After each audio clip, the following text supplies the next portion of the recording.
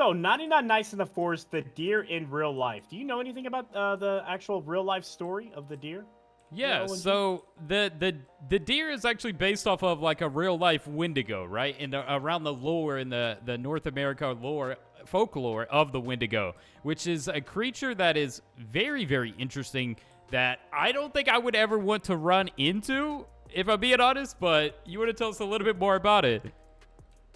Definitely not ever want to have to run into that. The legend obviously comes, I think you mentioned it, from tribes of North America.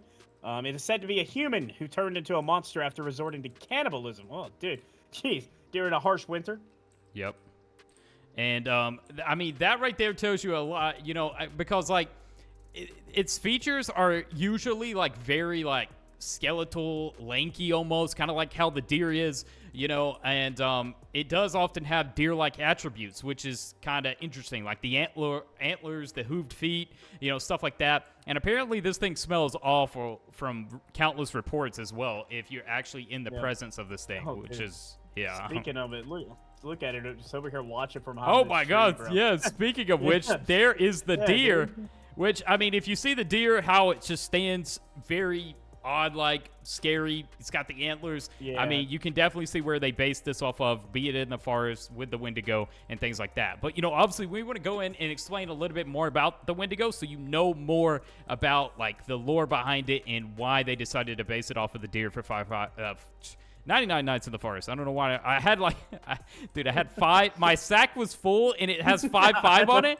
So I was Mine too. 5 Nights in the Forest apparently is what I wanted to say. I was staring at the same thing on my screen and it made sense to me. I was like, the viewers probably like, what are you talking about? But to me, I was like, yeah, dude, I'm in. Oh my God. Yeah. But you want to continue us there? Yeah, I got you. First, I think it is key to point out that it is actually known, the real life story of the Wendigo. The Wendigo is known to have superhuman strength, speed, and the ability to mimic voices in order to lure victims into like certain areas. Dude, that it could obviously. Dude, what are you doing with these wolves? Where did they come from? They came and then they went, dude. They immediately despawned. What was that? Like, I've never had wolves attack me like that.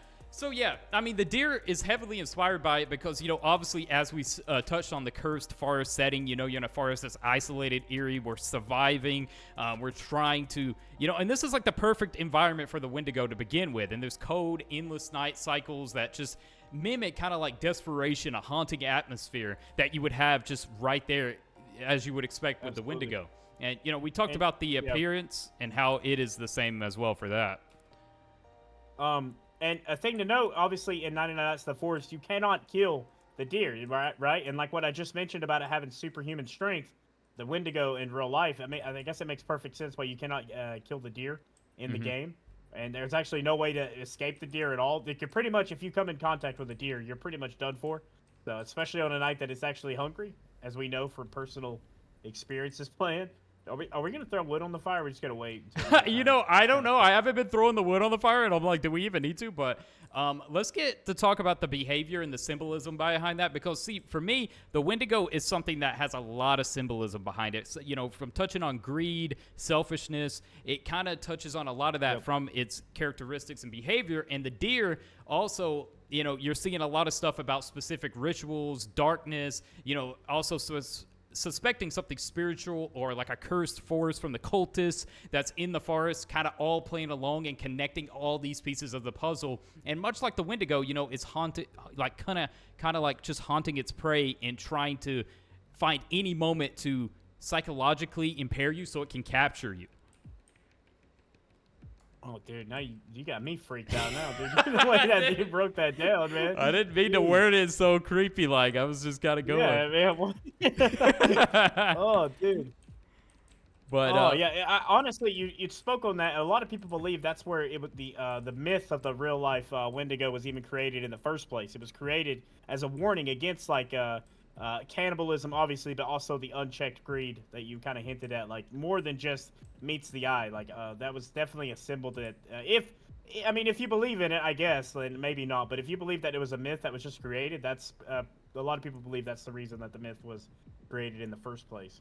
Well, getting back to kind of like the parallels that I was addressing with the Wendigo lore and how it kind of plays on desperation and consumption, because, in 99 Nights, what are we doing? We're trying to hoard and hunt, and we have that survivalist greed about us, which we're trying to consume all of the forest, which indirectly may be triggering the deer as well as we're doing that.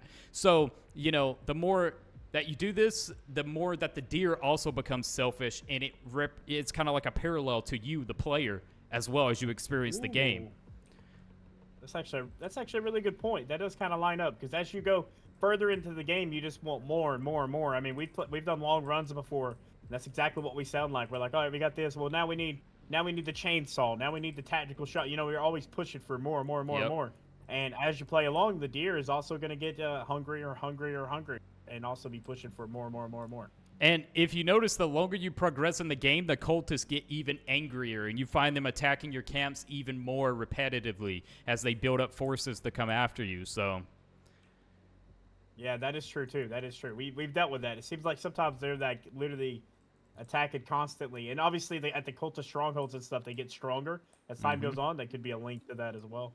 Yeah, it's definitely super interesting, because like I've never seen like a game like this really spin the Wendigo like they have in the way that they have with this game, and it's kind of like spooky. And so I love how you build a log wall somehow without having to build a log wall. I know, right?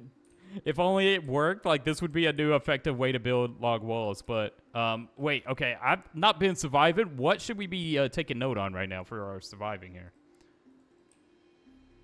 What should we be taking note on? What, are we not doing a good enough job? We're doing great, dude. I guess so, but I feel like we got stuff scattered everywhere. I probably should go find some scrap too, I feel like. But anyways, getting back to the main topic here, you can continue us.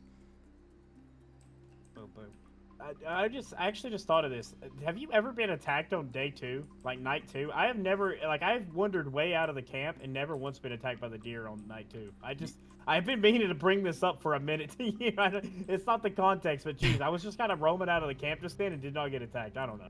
Anyways, the Wendigo, right? Yeah, well, I've been thinking about that too, because it'll be like night 3, 4, and the deer still doesn't attack. So, like, you might have a valid point there. I mean, people in the comment section is going to be able to clear that up a little bit better for us. Like, yeah, the deer actually won't attack till like 4 days, or sometimes it will on the 3rd day. It really all depends. I guess people can clear that up. But yeah, I guess essentially, we covered a lot about the Wendigo and the real life touches based around it and what it's based off of. Anything you would like to add, or you think that's a good place to sum it up?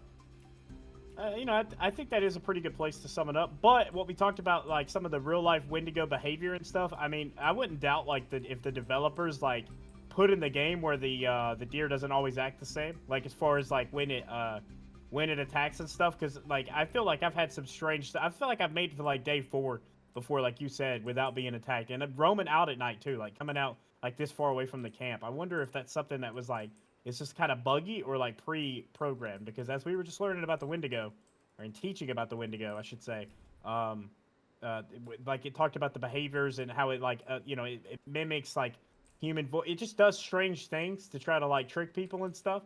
So I don't know. It could be something to think about.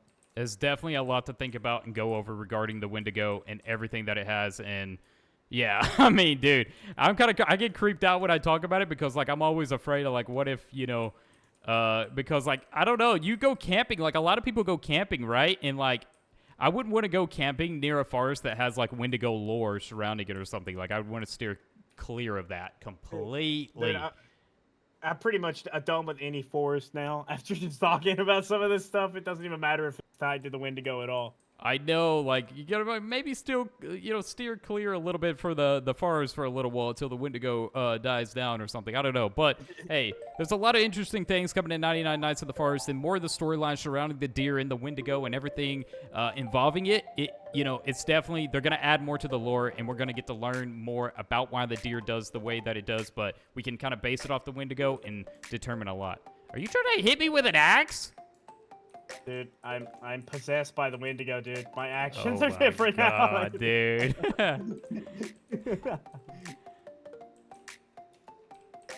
Solid. Put the scraps there. What do you mean? We're still going. What do you mean? It's like the end of the video?